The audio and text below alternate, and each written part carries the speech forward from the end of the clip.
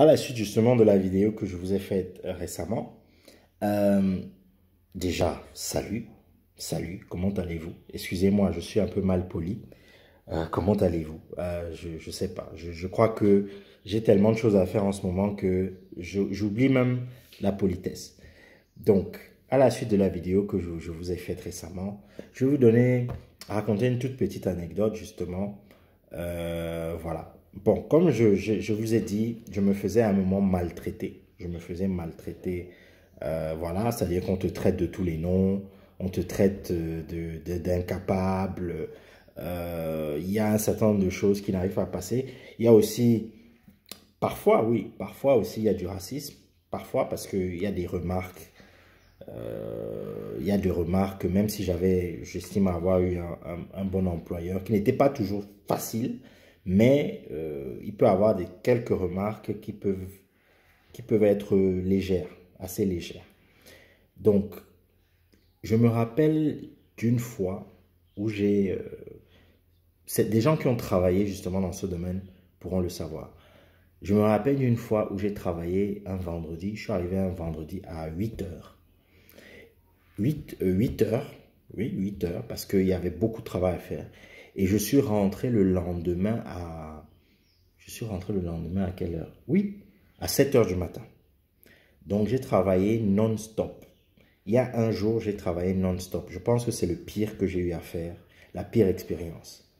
C'est-à-dire que mon boss de l'époque était à New York pour un voyage d'affaires parce que, comme je vous le rappelle, moi, j'ai travaillé dans une banque franco-américaine.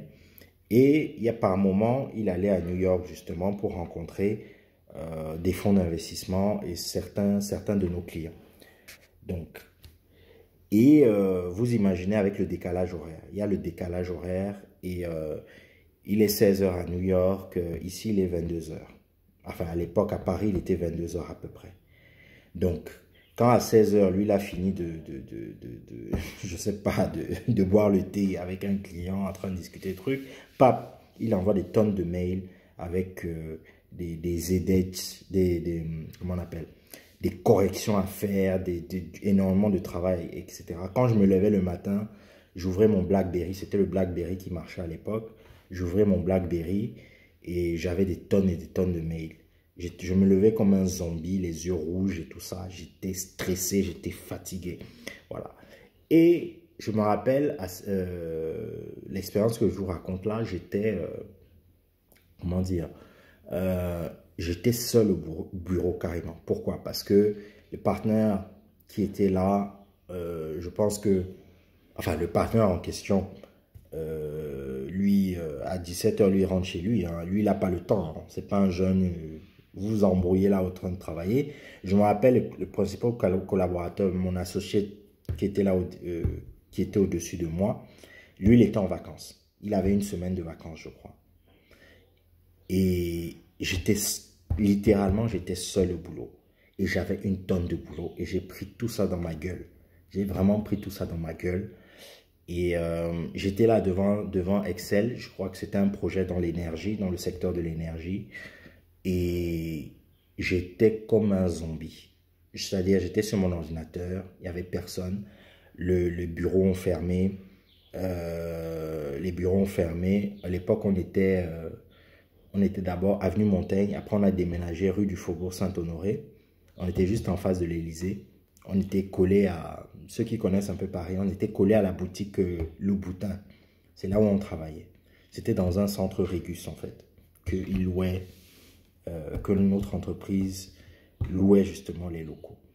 Et j'étais là comme ça, j'étais en train de... Je pétais un câble, les chiffres se mélangeaient entre eux. Il est là comme ça, je suis là 15 heures la journée. Pour moi, elle n'a même pas encore commencé en fait. Il est 17 h, 18 h, 19 h, 20 h, 21 h, 22 h, 23 h. Et il faut trouver des solutions, des trucs.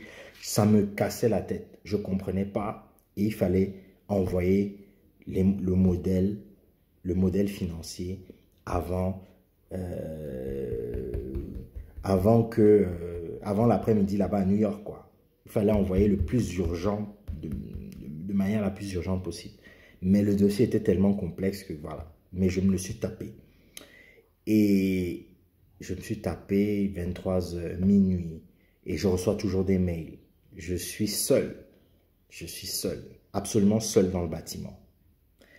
1 h, 2 h du matin, 3 h du matin, 4 h du matin. Je marche même dans les couloirs. Je crois qu'il y avait des bonbons quelque part. J'ai pris ça, j'étais là comme ça. Ma tête, elle tournait. Mon cerveau, c'était capoute, quoi. J'ai pété un câble. Et je rentre 3 h du matin, 4 h du matin, 5 h du matin, 6 h du matin, 7 h. Je suis sorti de là. J'étais comme un zombie. Et autant vous dire que j'ai dormi tout le week-end. Mais je pense que c'est l'une des raisons pour lesquelles j'ai dit, ok, j'aime mon métier, j'aime ce que je fais, mais what the fuck. Voilà, what the fuck. C'est le jour où j'ai oublié l'anniversaire de ma maman. Un anniversaire que je n'oublie jamais, puisque elle est née le même mois que moi. Que j'ai réalisé que tout ça, je le fais pourquoi? Je le fais pour quelle raison je le fais? Voilà. Est-ce que ça en vaut la peine? Et si je dois travailler comme ça, autant travailler pour moi, faire de l'argent pour moi, bâtir mes propres rêves, que d'essayer de travailler pour bâtir le rêve des autres. C'est des choses comme ça qui ont germé. J'étais comme un oiseau en cage avec plein d'idées, plein de concepts, d'idées, de visions dans la tête. Et j'ai dit non, je dois les implémenter. Et je t'aime beaucoup, hein. La finance, là, je t'aime beaucoup, hein. Je t'aime. Mais je me préfère. En réalité, je me préfère. Et je préfère travailler comme ça, comme un dingue. Ce qui m'est arrivé bien après, hein, bien évidemment, de travailler comme un dingue. Mais pour mes propres business. Et faire de l'argent pour moi-même. Donc, voilà un peu mes petites expériences. Ma petite expérience dans ce domaine. Donc, commentez. Si vous aussi, vous avez travaillé dans ce secteur, donnez-moi les petites expériences. Ce serait cool. Allez, ciao.